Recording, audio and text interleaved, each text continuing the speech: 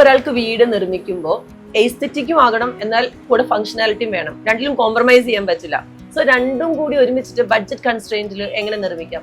Aesthetics എന്ന് പറഞ്ഞു കഴിഞ്ഞാൽ സൗന്ദര്യം, ഭംഗി അല്ലേ? എന്താണ് വാട്ട് ഇസ് സൗന്ദര്യം? മലയാളി മനസ്സിൽ ഓരോരുത്തരുടെ കോൺസെപ്റ്റ് അനുസരിച്ചിരിക്കും. ഓക്കെ, അതാദ്യത്തെ കാര്യം. പിന്നെ എന്താണ് സൗന്ദര്യം? പെട്ടെന്ന് പറഞ്ഞു കഴിഞ്ഞാൽ എന്താണ് സൗന്ദര്യം? സുന്ദരമായിട്ട് കാണുന്നത്, സുന്ദരമായിട്ട് പറഞ്ഞാൽ പൂർണ്ണതയുള്ളത്, പൂർണ്ണതയുള്ള എല്ലാ സാധനത്തിനും പൂർണ്ണത, ഇൻ ടോട്ടാലിറ്റി, പൂർണ്ണതയുള്ള എല്ലാ സാധനങ്ങളും ഓട്ടോമാറ്റിക് ആയിട്ട് ഫങ്ഷണൽ ആയിരിക്കും. എസ്തെറ്റിക്സും ഫങ്ഷനും രണ്ടായിട്ട് കാണാൻ പറ്റത്തില്ല. എസ്തെറ്റിക്കലി ബ്യൂട്ടിഫുൾ ആണെങ്കിൽ ഓട്ടോമാറ്റിക് ആയിട്ട് അത് ഫങ്ഷണൽ ആയിരിക്കും, ഇല്ലെങ്കിൽ അത് എസ്തെറ്റിക്കലി ബ്യൂട്ടിഫുൾ ഉണ്ടാവില്ല. കാരണം വെച്ചാൽ പൂർണ്ണതയില്ല, ഫങ്ഷനാലിറ്റി ഇല്ല, പൂർണ്ണതയില്ല.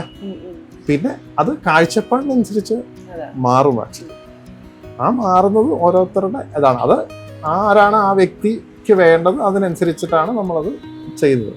അതുകൊണ്ട് എസ്തെറ്റിക്സിനെയും ഫങ്ഷനെയും രണ്ടായിട്ട് കാണരുത്, രണ്ടും ഒന്നാണ്.